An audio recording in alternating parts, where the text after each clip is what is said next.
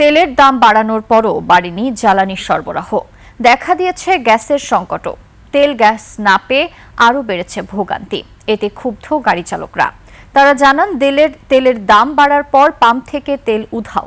গত রাত থেকেই আসাদগেট, কল্যাণপুর, গাবতলী ও মিরপুরের কোনো পাম্পেই মিলছে না জ্বালানি তেল। হাকিম মাহির রিপোর্টে দেখুন বিস্তারিত। লিলি আল্ট্রাসফট সিরাম জেল, যা গভীর থেকে স্কিনে দেয় 3 গুণ সিরাম হাইড্রেশন। সিরাম জেল হাইড্রেশনে ব্রাইট থাকো সব সিজনে। জ্বালানি তেলের দাম বেড়েছে লিটার প্রতি 15 থেকে 20 টাকা, কিন্তু কমেনি ভোগান্তি। সোমবার রাত থেকে আরও বেড়েছে সংকট, মিলছে না গ্যাসও। গ্যাস আমরা পাচ্ছি না, সেইটাই হলো বড় কথা। গ্যাসও নেই, তেলও নেই। মাজার রোড সিগন্যাল পার হয়ে গাড়ি পুলিশই দাঁড়াইতে দেয় না। ওই জায়গায় গেলাম ওই একই অবস্থা, এই জায়গায় ওই একই অবস্থা, কোনো গ্যাসই নিতে পারতেছি না। ক্ষোভ প্রকাশ করে গাড়ি চালকরা জানান, দাম বাড়ার পর পাম্প থেকে তেল উধাও।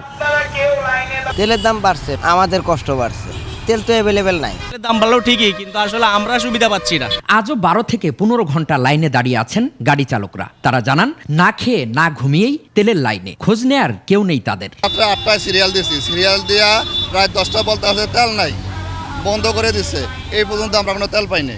যে কটা লোক ড্রাইভার সব না খাওয়া অবস্থা। আমরা রাত 3টার দিকে আইছি। লাইনে দাঁড়াইছি ভাই, আমারও তো দরকার আছে, আমার কলেজ আছে না। 11:30 আমরা এই জায়গায় বসে আছি, এখন পর্যন্ত তেলের কোনো খবর নাই। এদিকে পরিবাগের পাম্পগুলোতে তেল বিক্রি চলছে, এখানেও দীর্ঘ লাইন। তবে ভিআইপির নামে সিরিয়াল ভেঙেই অনেকে নিচ্ছেন তেল। প্রশ্ন করলে ভিআইপি লাইনের গাড়ি চালকরা জানান, সরকার তাদের অগ্রাধিকার দিয়েছে। এক্সট্রা ফ্যাসিলিটি তো দিচ্ছে যারা সরকারি কর্মচারী বা মনে করেন চাকরিজীবী। আমি আইনজীবী, সেই হিসেবে আমি এই লাইনে ঢুকেছি। আইন শৃঙ্খলা রক্ষা বাহিনীতে কর্মরত, তারা অগ্রাধিকার ভিত্তিতে নিবে, সেজন্য আমরা আসছি। রাজধানীর পাম্পগুলোতে ফুয়েল পাস ছাড়া অকটেন না পাওয়ায় ক্ষুব্ধ মোটরসাইকেল চালকরা। মোটরসাইকেল চালকদের জ্বালানি প্রদানের ক্ষেত্রে ফুয়েল পাস অ্যাপ ব্যবহার করা বাধ্যতামূলক। হাকিম মাহি, 21 টেলিভিশন, ঢাকা।